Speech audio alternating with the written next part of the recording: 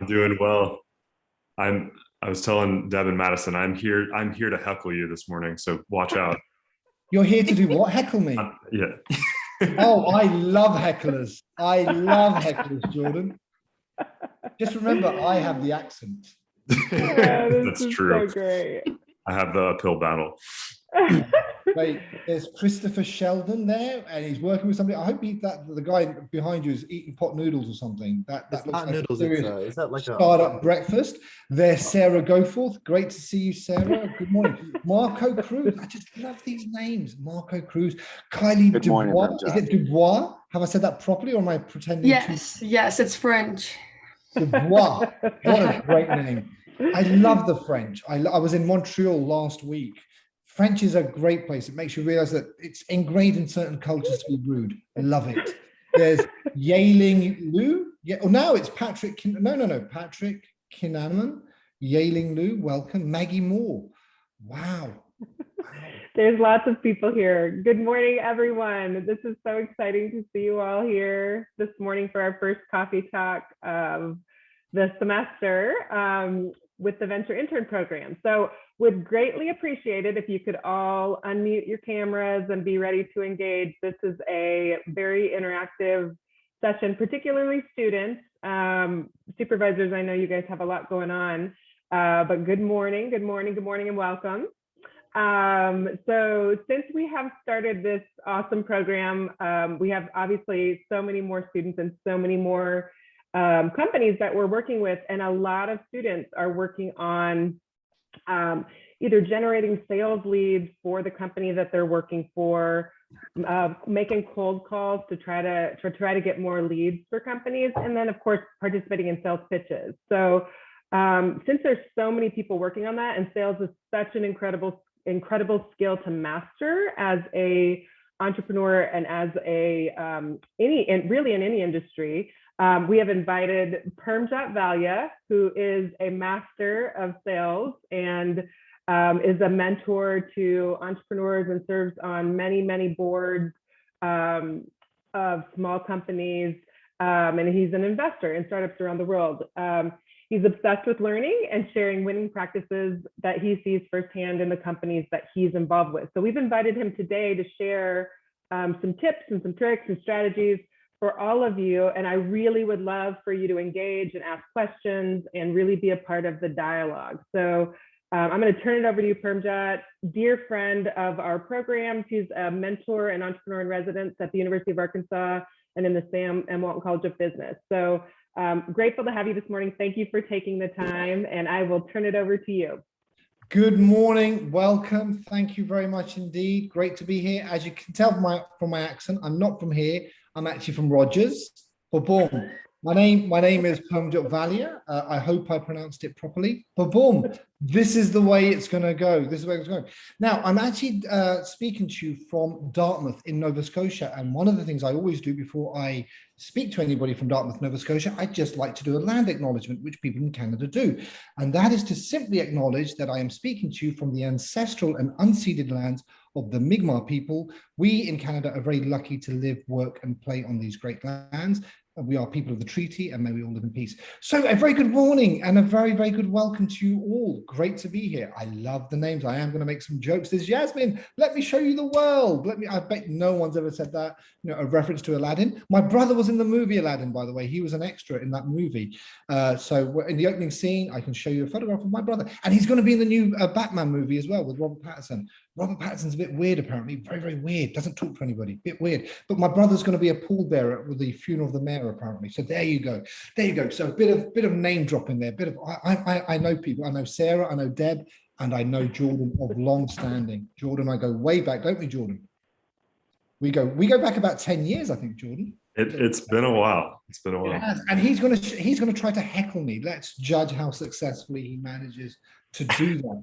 If I let you get a word in edgeways. Now, this will be a engaging presentation because I already know what I know, and I am not going to learn anything. And you're not going to learn anything if you just let me speak uninterrupted. So engage. I will be picking on you. I will be asking you questions, and I'll especially pick on you if you don't have your cameras on.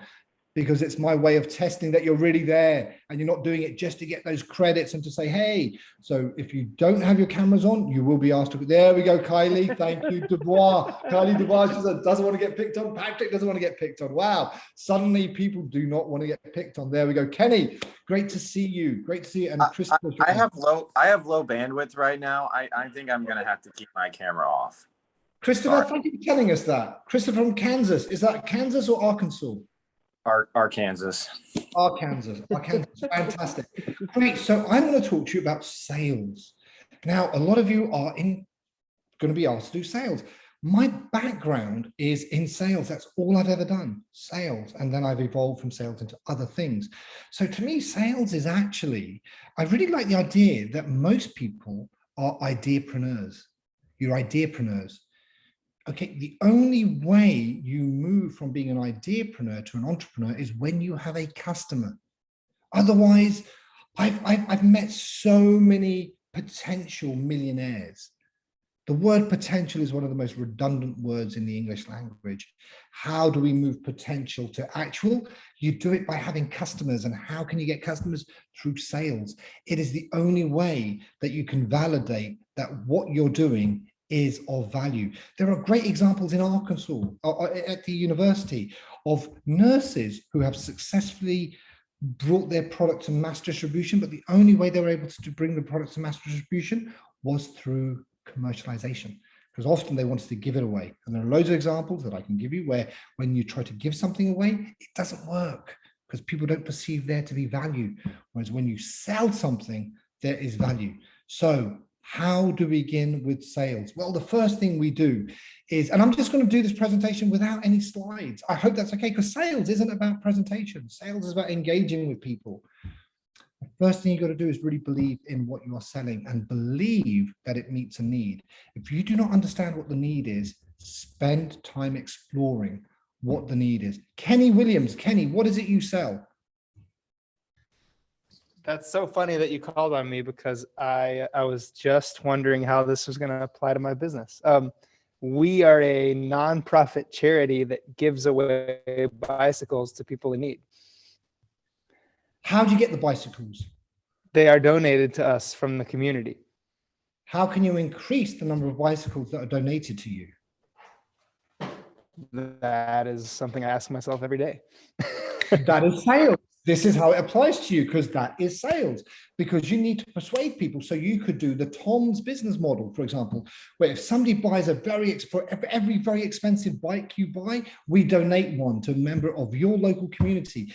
Because if you're a frustrated car owner and you wish there were fewer cars on the road, well, here's your answer. Donate a bike, get these other people off the road, get them onto a bike. So there are lots of creative ways of thinking about selling. So one of the things you have to do is think, actually, my business could scale up enormously if I could effectively sell the benefits of the program to people who have cycle shops, to people who want to donate, to foundations who might want to give money to this kind of thing. So I hope that helps you straight away thinking about sales isn't often about the end product, but there is a level of sales and engagement involved. When you're asking for grants, when you're asking for foundation money, sales is involved. So one of the things you've got to do is one of the earliest models. So I'm really glad. Does anybody else have the kind of similar challenge that Kenny posed? So Kenny, totally by random, Deb did not give me this intelligence beforehand. I picked on you totally by random, and I can't believe that I did. Is there anybody else who has, this is all great, but I don't think the next 45 minutes is relevant to me, is going to appeal to me? Anybody else? Speak now. Michael H, is that your dashboard? Are you flying a plane, or you driving? Oh, you are. Are you on an airplane, Michael H? I'm driving. I'm driving. I'm listening to you. Okay, as long as you're safely driving, mate. I'm not going to ask you any more questions. I'd feel terrible. I'd feel terrible. You should be on a bike. You should be on one of Kenny's bikes. Michael, I turned my camera on. Perfect. Okay, turn your camera off, and it's all good. It's all good, Michael. I won't pick on you. Just please drive safely, please. Please. Right on. Right on. Thank you.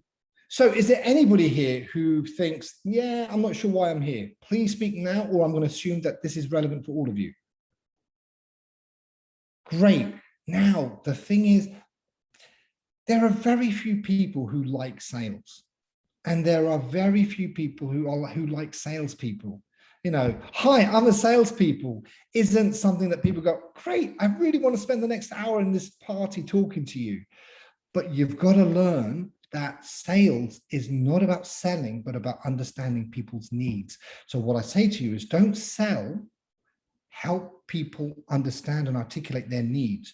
So one of the things I want you to develop is what I call the cocktail pitch, a cocktail party pitch. When you meet somebody, everybody talks about the elevator pitch. Jordan and I, we did lots of work on the elevator pitch.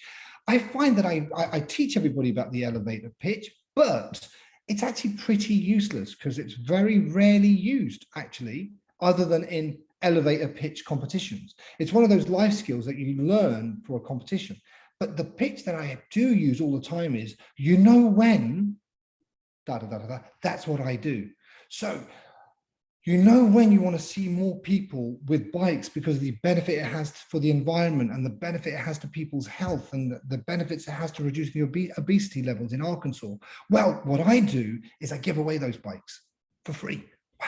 Tell me more. So when. So Kylie Dubois, if you were to say, I'm going to keep saying your surname because I think Dubois is such a cool surname. Kylie, say what you do to me in the style of, when, that's what I do. So, when you're working with, it's hard. Okay. If you know supply chain, okay. So I'm going to act like you're like our target client, if that's okay. Of course it is. So, when the truckers get stuck in traffic and now you're an hour late behind on your deliveries, and now you're going to incur, $30 more in fines, and now you got to send more processing to billing. Well, Graphly sells a product that actually optimizes the way that the shipping routes are tracked and can save thousands of miles. It can save thousands of hours. And we also have the capabilities to Kylie, this is great, but Kylie, what you're doing is you're selling. What you're selling, you're not helping me buy, you're selling, which is great. This call is about sales. This training is about sales. But Kylie, as an initial thing, what you might want to do is just say, when people get stuck in traffic, it's actually not the traffic that stresses them out. It's the consequences. It's the paperwork, the fines they get. How do I tell someone I'm running late? Well, my business solves that problem. So yeah, it sucks to be late, but we make you worry about less things. Then I'll ask you, what do you mean? What are the consequences? Well, there are fines attached or there's paperwork. Really? Well, truckers, they have to do this, this, and this. We take that away from you. Oh, how do you do that? Oh, well, we have this platform and we optimize. So let me ask you the questions. Let me ask you the questions. So one of the things you want to do with sales is try. One of the reasons we hate talking to salespeople, one of the reasons we don't like cold calls is none of us enjoy being talked at. We want to have a conversation. So Marco Cruz, I want to have a conversation with you. I don't want you talking to me. I want to have a conversation. So Marco, what is it you do? Mbox is developing swarm manufacturing. So we are developing mobile 3D printers that cooperatively print together. So if we can give you a quicker and a more agile manufacturing method to increase your production speeds and increase production size. Great. Everybody. Was Marco talking to me or was he having a conversation with me? Talking to you, not a conversation.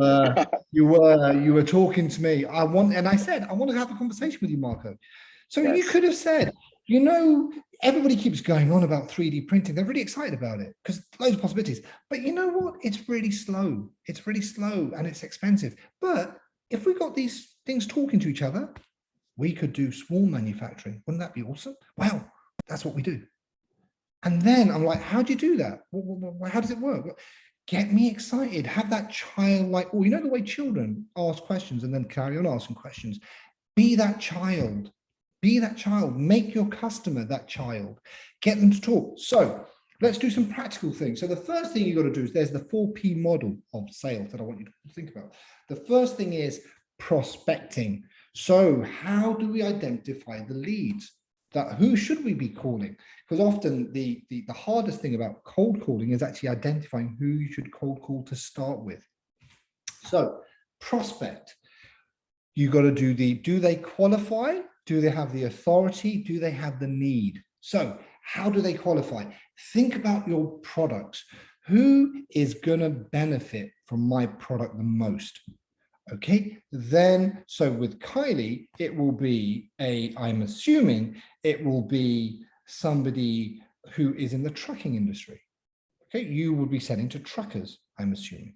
Okay, but yeah, so then though, what she's got to do is she's got to work out, well, within the trucker organization, I need to speak to different people. Now, there are 3 types of buyers that she has to think about. There's the user buyer, the actual truck drivers. Are they going to be buying the product from her? They're not, no. There's the technical buyers. These are the people who want to make sure that the software, the system she has, the platform integrates with what they're already doing, that it works, it's legal, it's robust, there's no data leaks, it's all good. Are they the people buying? No, they're not. They are the people that could say no to her, and they would be the people that she gives her demo to at stage 2 or stage 3. Bless you, Sarah. But they are, see, I can even hear your sneezes from here in Canada. I can even hear you sneezing.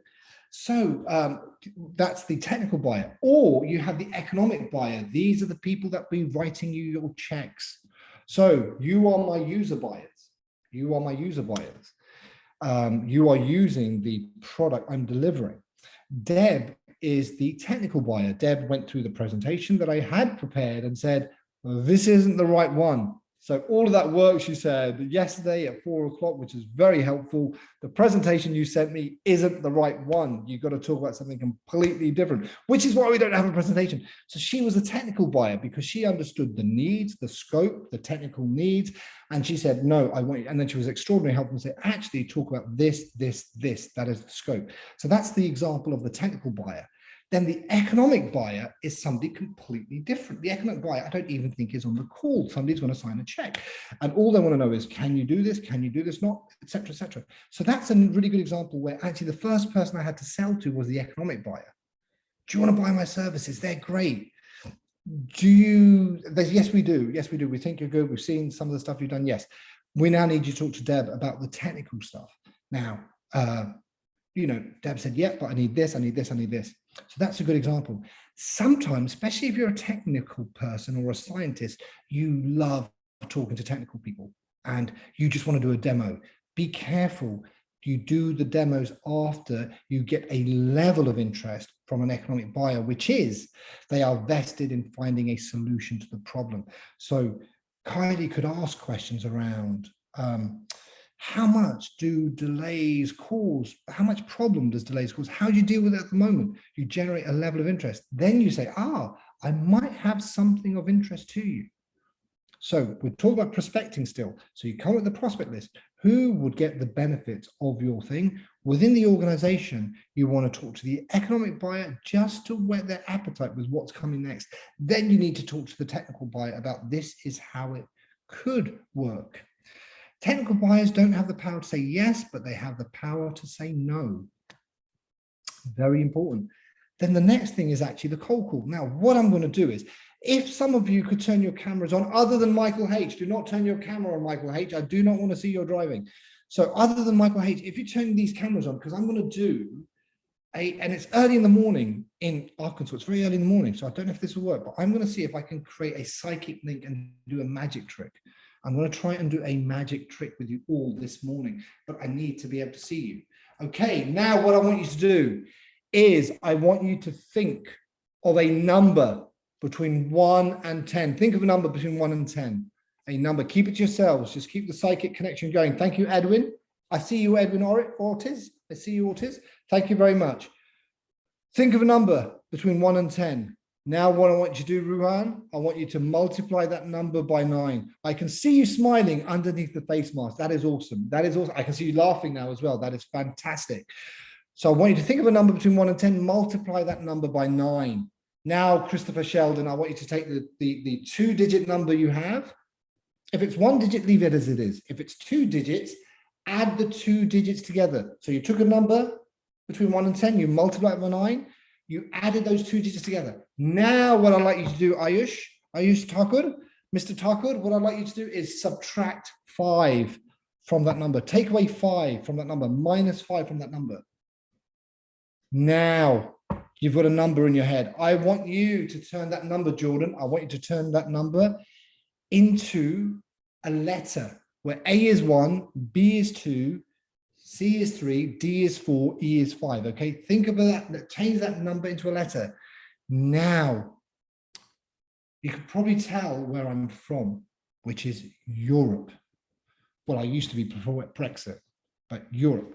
So what I want you to do is think of a European country beginning with that letter. So it's clearly not Jordan, because Jordan's not in Europe. It's African, isn't it? Jordan's in Africa. So think of a country, a European country beginning with that letter as it would be said in English. Now, this is the second time I've tried this trick. So what I'd like you to do is take that European country, think of the second letter, Madison, the second letter in that European country. Now, what I want you to do, Fempack Inc., I want you to think of a large animal beginning with that letter. Think of a large animal beginning with that letter. Now, Kylie, what I want you to do is I want you to think of the color of that animal. Think of the color of the animal. Think of the color of the animal. Now, Devar, is it Devar? I hope I've said that properly. Devar, take the last letter of that color. The last letter of that color. Christopher, why is it a gray elephant from Denmark?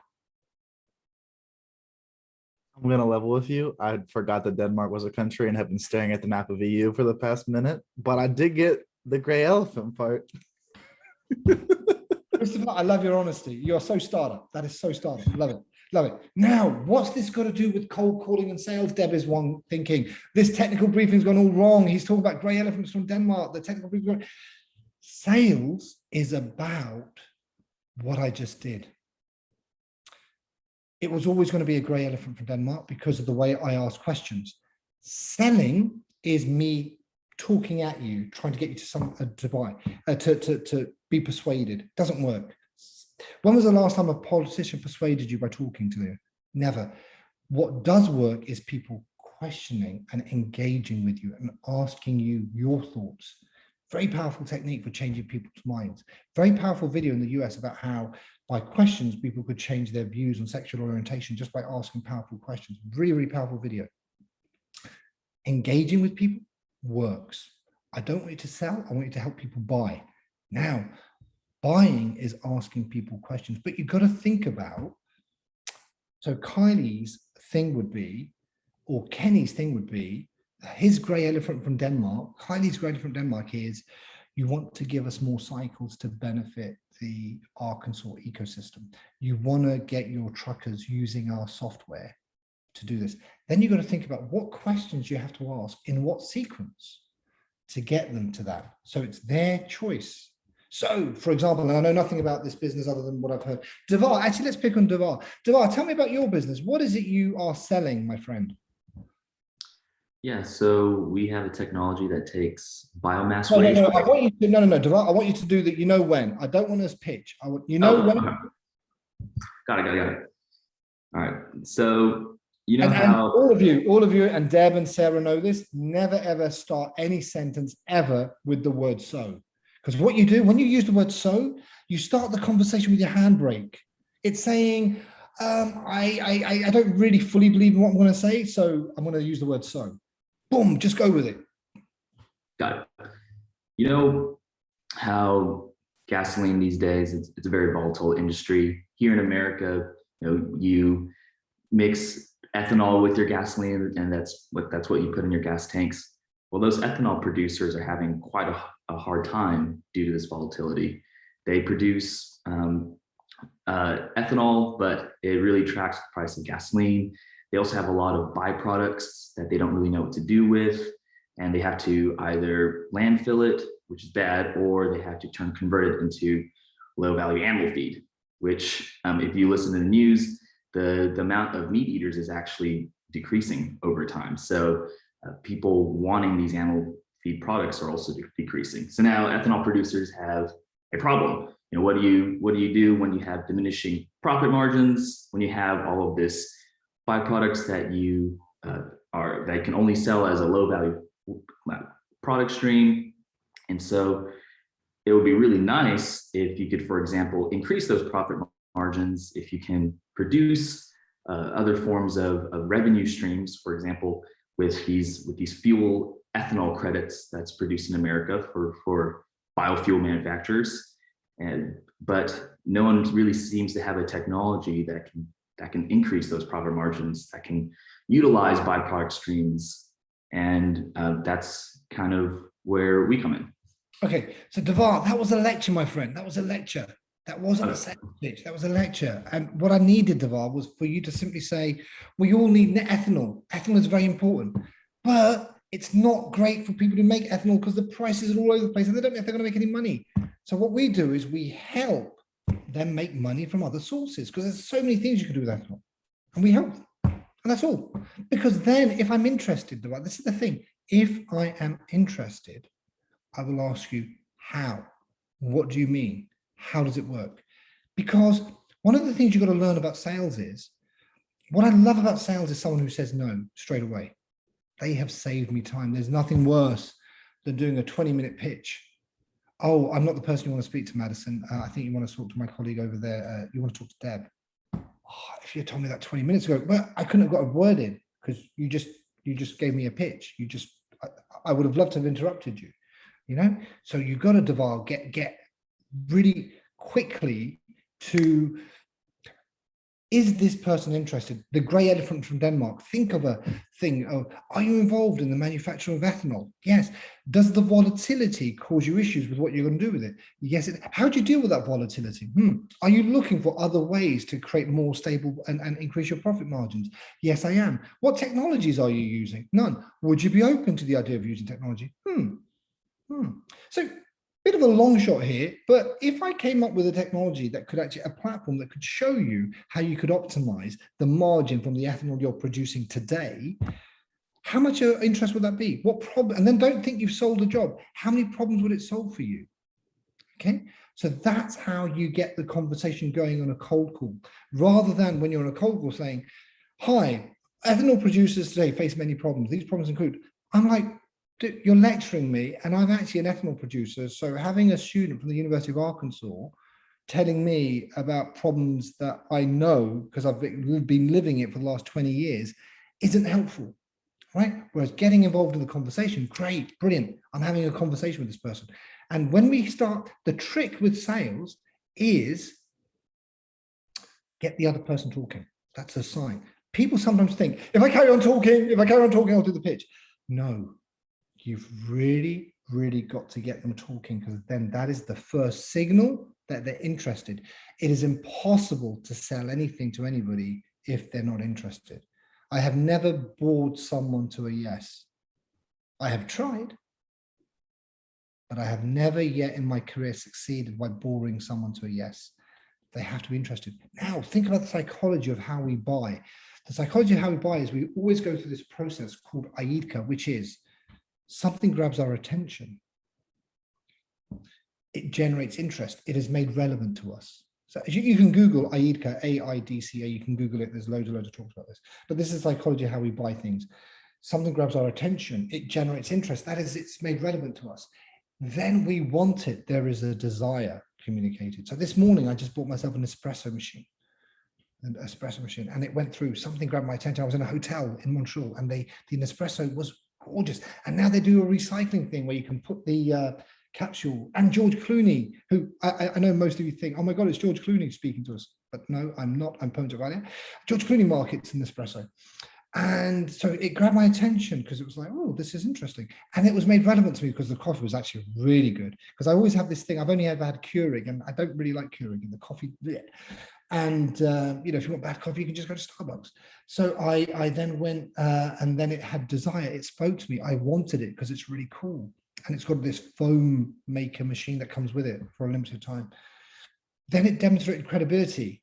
Yeah, which is after desire, after wanting it, it's got to say credibility, the 1-year warranty, the Devar could say, we've done this algorithm. This times Kylie could say, we have developed this at the University of Arkansas. We've got this many. That's the credibility piece, that I trust you now. And then you tell me what the action is. Buy now, pay here, click here. Can we set up a meeting? Can we do this? Can we do this? That is the process we all go through whenever we're buying anything, UARK. So what I want you really to understand from my sales talk this morning is not how to sell, but how to get people to buy. because your job will be so much more effective if you learn how people buy. I'll tell you something else. To be very, very good at sales, the number one thing you got to be in life, to be really good at sales, you got to be lazy. Seriously, I do not trust salespeople who work really hard. I like salespeople who are lazy. I'm really serious, because sales is about getting the buyer to do all the work. Sales is about just asking really good questions. And I would say, and people of Deb and Sarah have known me for years, I'd say I'm a pretty good salesperson, but I don't work that hard at it. Sales is about getting them to do the work. I have worked with them and they have told me, you know, I used to do this. I'd go to a network party. I'd go to networking events and people say, oh, what do you do? I'm a salesperson.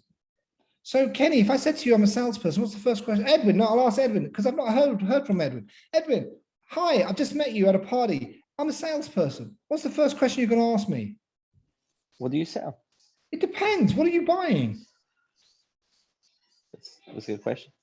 Yeah, I'd actually do that at a networking event. I'd say, hey, it depends. What are you buying right now? Then the person laughs. But then, do you know what the extraordinary thing is?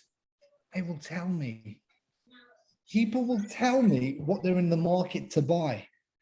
And then, not always or clearly, but 6 out of 10 times, I can actually get them that thing because I already know somebody. Oh, and then suddenly I'm making money. And I'm like, this is too easy. But it's true. It's so true. Talk to people, ask them questions, engage with them. And they're telling me they don't want to buy any. I'm not selling them anything. They're telling me, Permjot, if you could give me a training session on sales, I want to buy that right now. Okay, I'll do that then. Oh my goodness, that's not hard work. Or I could go around looking for loads and loads of people. Hey, do you want to buy a sales training course? Do you want to buy a sales training course, Kenny, David? You're in the market.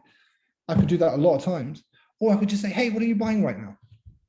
People will tell you. Lots of my business ideas started by people telling me what they're buying. So have conversations with people. This will work. So first stage is prospecting. Who is your list? Do they qualify? Do they have the authority? Do they have the need? Then you do the, how are you going to reach them? Cold calling. Cold calling can be sometimes very, very difficult. And the idea is from cold calling is to move the relationship from cold to warm. Freezing calls never work. A warm call always works. Well, what can you do to warm the call?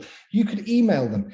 Emailing them something like, hi, is not relevant. What you could email them is some thought leadership. So Patrick, what is it you sell? Using the you know when. And don't give me a lecture, Patrick, too early in the morning. What is it you do? Yeah, sure.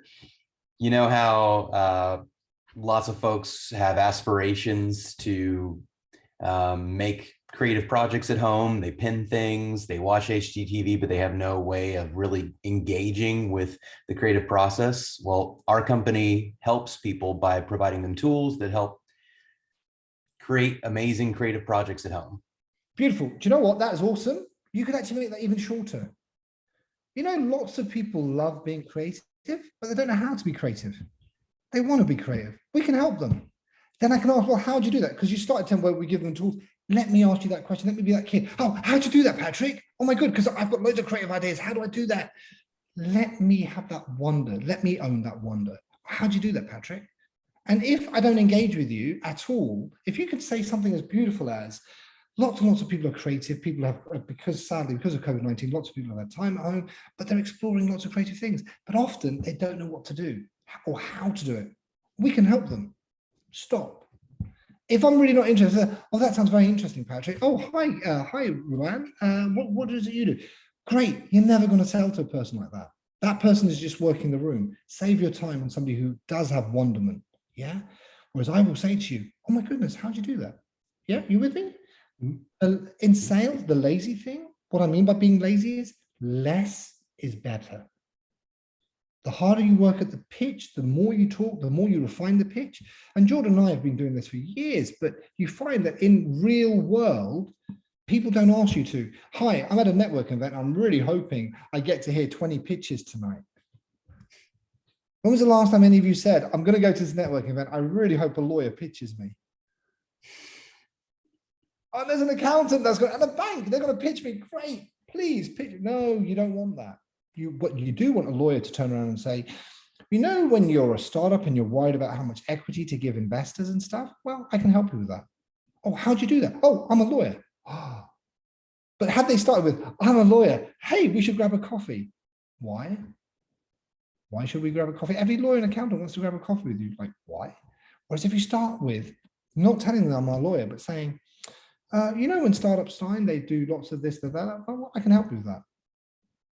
Boom, got it. So Deb said she wanted me to have loads of time for Q&A. So I've just ran through that very quickly, but hopefully I've given you some guiding starting principles. And think about the grey elephant from Denmark. So if we did a recap, you might think, oh, none of this made sense. Actually, we've done a lot, which is think about sales. The 4 Ps are prospecting. What are the prospect lists? Do they qualify? Do they have the authority? Do they have the need? Are they the economic buyer? Are they the technical buyer? Are they the user buyer?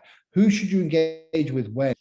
Then we talked about the second stage, which is actually the promoting, the actual selling. How do you do that? Could you send them an email, which is thought leadership? How can you warm up the thing? Can you meet them at an event? How do you do the you know when thing when you meet people? How can you warm people up when you're talking to them?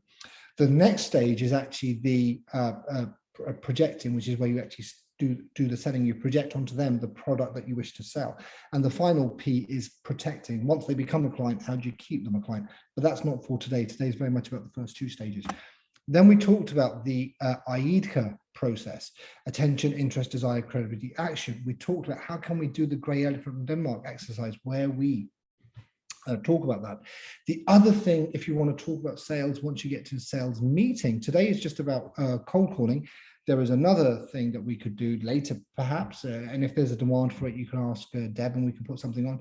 There is consultative selling, which is called spin selling, which the spin stands for the types of questions you ask and the sequence you ask them, which is situation, problem, implication, need, payoff. But that's for later off. So we've actually covered a lot today. It might just feel that it's all a bit, but the most important thing, don't sell, help people buy by engaging in conversations. Less is more. Don't have these polished statements, because polished statements sound polished. I want to engage with humans. I want to have real conversations, like real conversations with people who want to know about me. And I want you to know, I want you to convince me that you're going to help me with the problem I have. You know, what is it you're buying right now? Great. So, Deb, do you want to share the questions, or is it a free-for-all? How is this craziness going to work? Yes, I would open it up to questions for anybody. One thing I would say, as fortunately, Permjot is our mentor in residence at the university. So students and supervisors with your students, there's an option for a follow-up one-to-one. We can set that up with Permjot at a later date, but would love to hear questions from students and or any of the supervisors and business owners that are here. Don't keep me hanging, because then I'm just going to pick on people. I want to pick on people. Nate Hemby, if you had a question, Nate, what would your question be? Hey, sorry, I thought you were gonna, wait, can you hear me? I can hear you. Okay, perfect. Sorry, I actually am going to pick up a webcam today, so I don't have one, but I'm gonna have one soon. I love that. What a great, like, should have got it yesterday. When did you find out about this talk? Found out about it last week. You had a week while your webcam, you've left it. I know. Well, don't expect brownie points for being a day late. I know. My partner's normally the one that's the face of the company. Oh, I love that. Now he's blaming the other eye. Nate, I want to go to business with you. Love it. Love it. So Nate, if you did have a question, what would your question be? And then I'm going to ask Miguel. Miguel Marin, I'm going to ask you next. If you had a question, what's your question going to be? So Nate, what's your question? Yeah, so like I said, my partner is normally the client-facing person on the company, and the reason for that is that he's extremely extroverted and I'm extremely introverted. So I'm wondering if you have any tips for selling for introverts.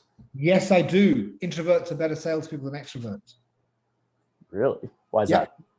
Because they listen, they engage, they want to help. Extroverts, and I'm a bit of an extrovert, and I have to really work. I have to really try to listen. I have to work really hard at it, whereas for you, it comes naturally. Introverts want to have conversations. Introverts want to help. Extroverts want to sell. And Extroverts are phenomenal when it comes to exhibitions, when it comes to public speaking, when it comes to networking events. It's about, and one of the things we have to do as leaders, as entrepreneurs, is blend skills and recognize which skills work best where.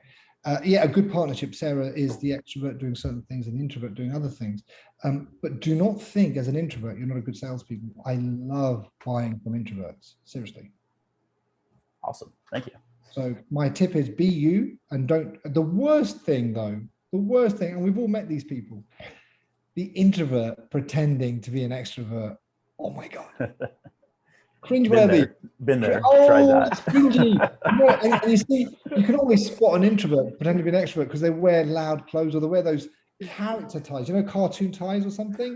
Look at me, I'm mad. Whoa, I'm mad, me. No, you're not. You're just an introvert pretending to be an extrovert. So and I'm going to go to Miguel, but before I go to Miguel, I'm going to go to Fempack Inc. because her hand is raised. Fempack Inc. I'm thinking that's not your name. No, I'm sorry. My name is April Roy. I'm on my cell phone, so I think it just automatically came up that way. But my question would be more about the cold email. And you mentioned mentioning thought leadership. Can you expand on that? Absolutely. So what does your business do?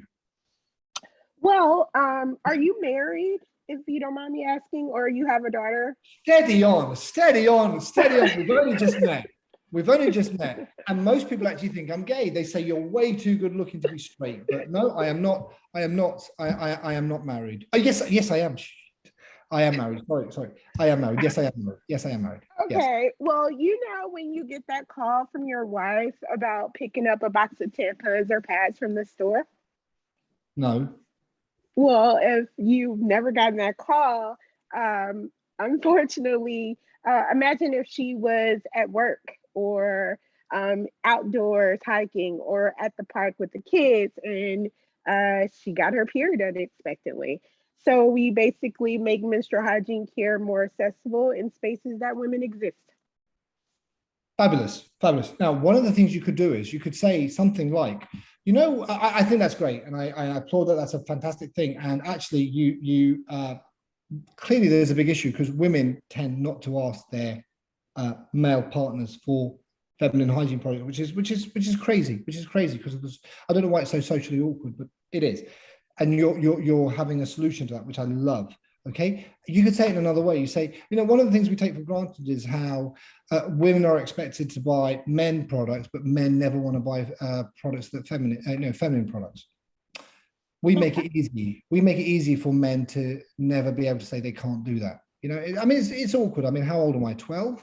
You know, it's you know, I love what you're doing.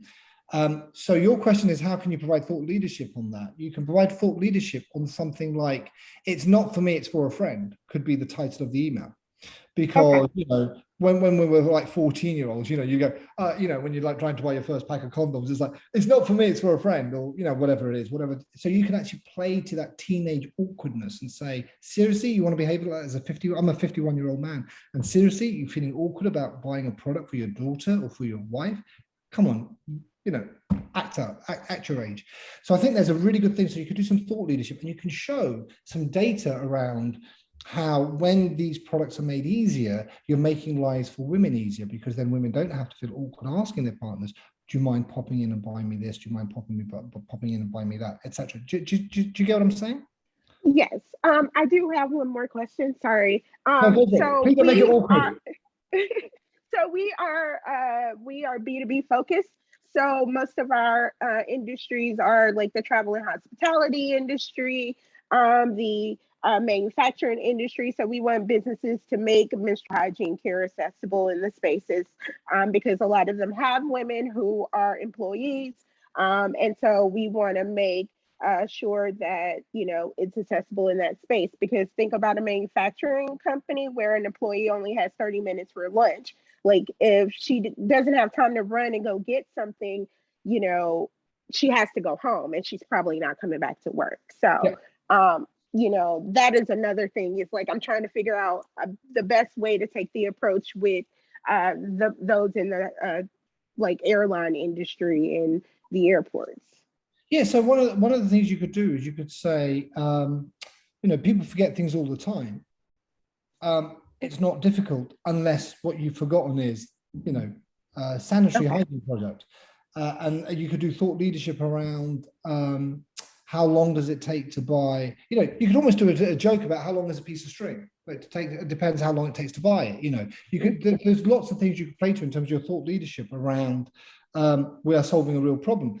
If somebody, more and more workers, so you could do a survey which showed that increasingly female workers only get 25-minute lunch breaks, or on average, the average female gets, because of the work they do, etc., they on average only get 30-minute work time. And because they're dropping the kids off in the morning, picking the kids up, they are actually starved of time to buy essentials. We solve that problem by, do you see what I mean? You can make it more related to the individual, to the customer. So thank you very much. Thank you. I hope that answered April. Thank you. Some great questions. I can't believe I forgot I was married. That is shocking. Thank you. I'm shocked by that. Because Sarah's actually met my wife as well. And that's what makes this even more awkward. So next question, Miguel, if you did have a question, what would your question be? And then after that, I'm going to ask Edwin. And then I want to pick on Joshua. Then after Edwin, I want to pick on Joshua. Joshua, you've been warned. You've been warned. So. All right. Well, Miguel. Good morning, everyone. Yeah, can you guys hear me? Yes. All right. Good morning, everyone. My question would come. So this semester I'm interning for Endeavor, Northwest Arkansas, and Endeavor obviously focuses on getting entrepreneurs into their network. And instead of focusing on startups, they focus on scale-ups, so companies with high revenues already.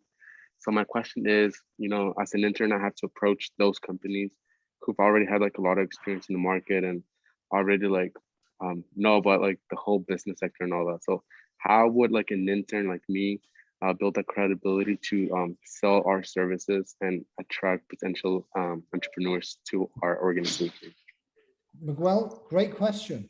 Great question. And a lot of you are thinking the same thing. How do I have the credibility?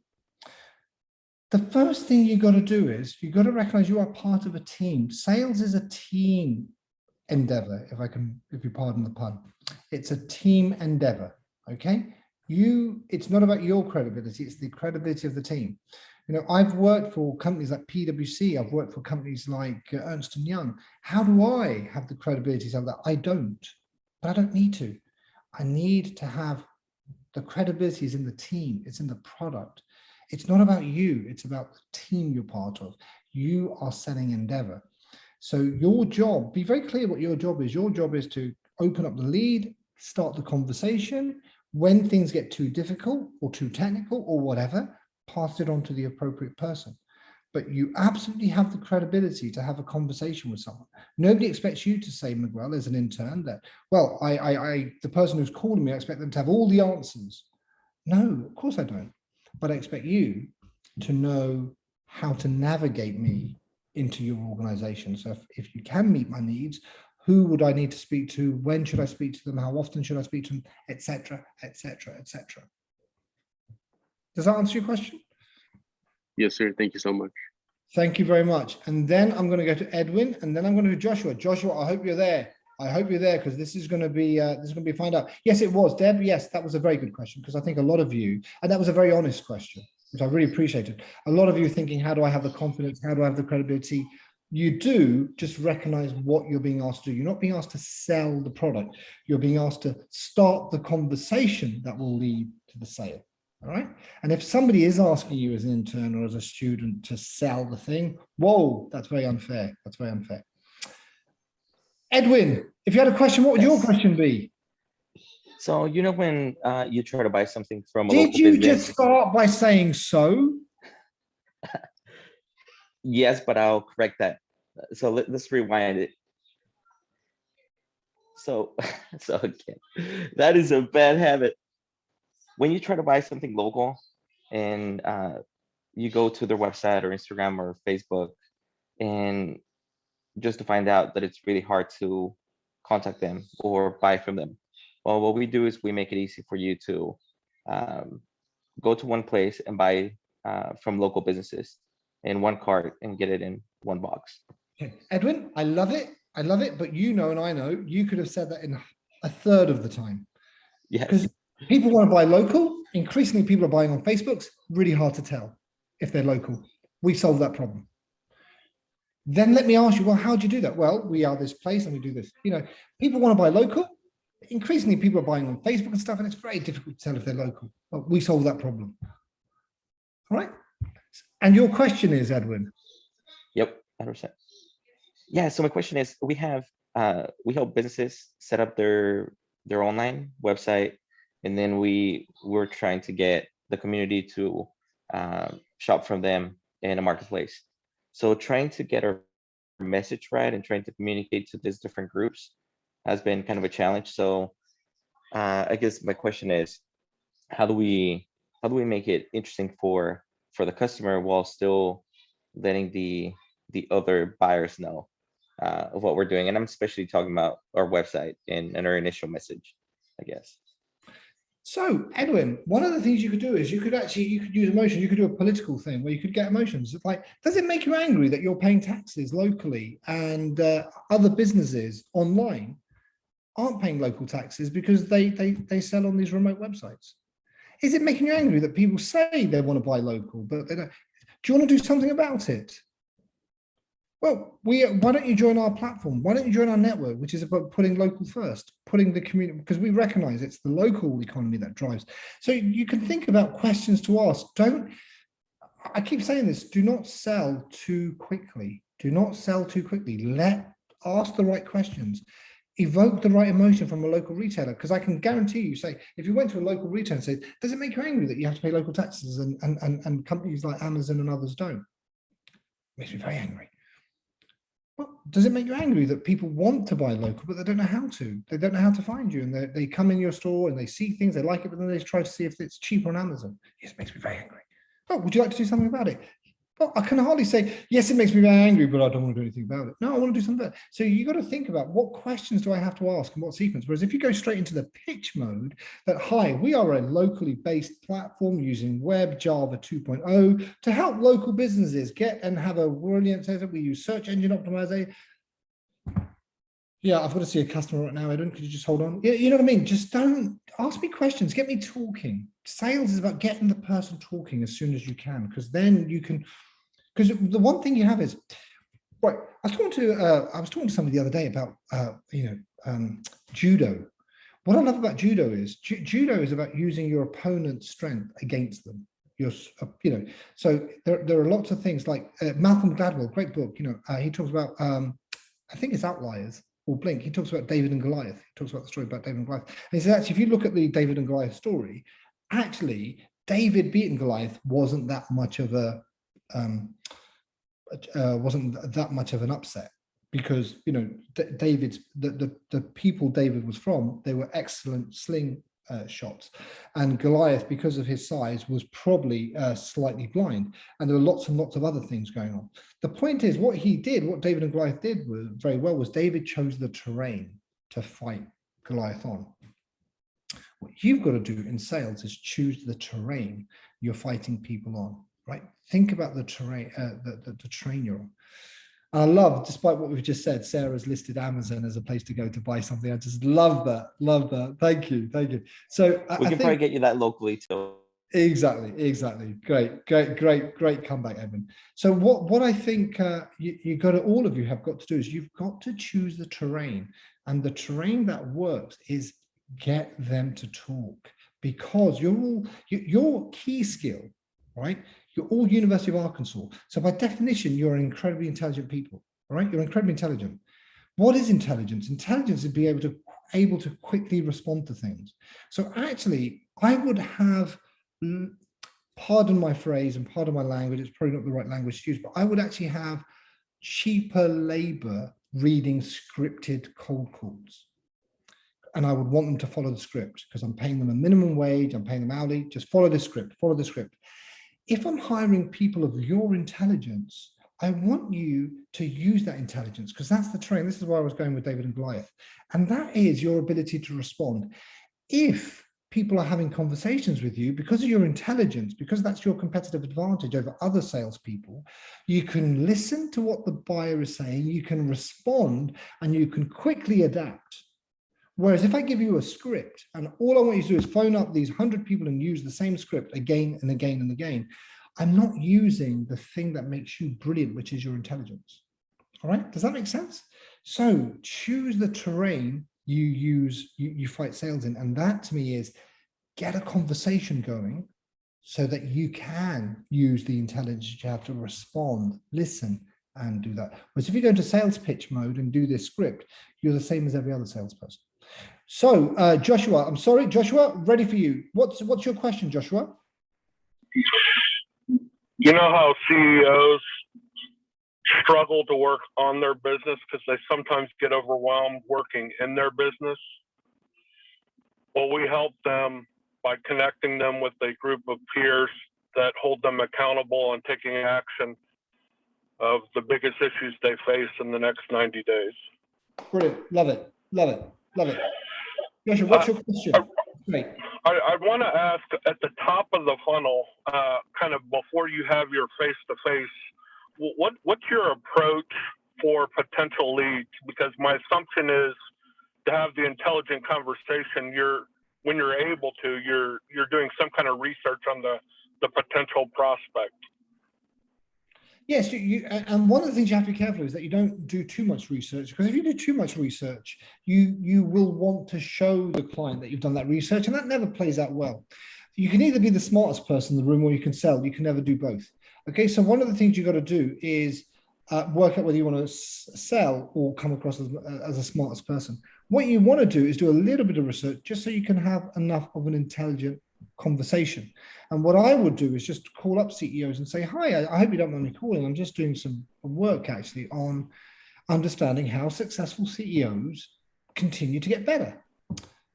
How do you hold yourself accountable? How do you, etc. Have that conversation and ask them, how do they do that? Not, I want to sell you something. I want to learn how you do that. Oh, you don't do that. Do you think it would be helpful if you had that? Yes, I do. Actually, that's so interesting because I'm actually working with this organization, and my organization does this. Would you be interested in, that? Or you could actually have your customers become your suppliers as well, which is a very, very powerful way to sell. That you say to them, would you be interested in being one of these mentors that could help other business owners? Actually, yes, but I'd be more interested in actually being, held accountable myself. I've actually found situations where I'm trying to sell to someone and I end up buying from them, because you're having these honest conversations. Now, we've only got 1 minute left. So Christopher has his hand up, Christopher Sheldon. So I'm going to go to that. And then I think that's all we have time for. Christopher. Yeah, so one of my big faults is that I come from a big agency world where I deal with tons of technical specialists, incredibly well-versed, well-knowledged. And so we now serve small businesses. And so we deal with people who don't literally believe what we do is magic, that we have a black box that is completely impenetrable and they couldn't ever possibly understand. So how do you sell when the level of technical expertise of your client is zero? Or they can't even begin to fathom, they understand the need, but can't possibly begin to fathom what you're even doing or how it works. Right. I ask them questions. So always assume your clients are really intelligent. Always assume they're intelligent. People never like to be patronized. But what you can do very powerfully is say, oh, could you just tell me how you deal with this? How you deal with this? And then that makes them realize, oh, sugar, we don't deal with that. Oh, no, we don't do that. Oh, how do I do that? How do I do that? So just ask them how they do something. When you say, do you do this? They'll either get defensive or they'll say, yes, I do it. And they're not.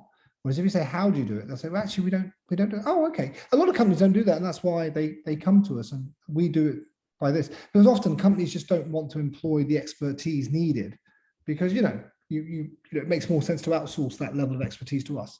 So have an intelligent conversation. Just treat them as very, very intelligent and ask them how they do things. All right. So I think that's all we have time for. Deb, are you happy with that? Yay, yeah. I'm so happy with that. That was great. Good. How was that, Madison? Madison, that's the first time we've worked together, is it? I think So much fun. You made this so enjoyable, Permjot. Sarah, always good to work with you, Sarah. So, Christopher, thank you very much. Thanks for reaching out to me on LinkedIn. Deb, always great to see you. Love those. I will reach out to you soon later, just to kind of talk about next steps. But yes, everyone, thank you so much today for joining us for the call. It was great.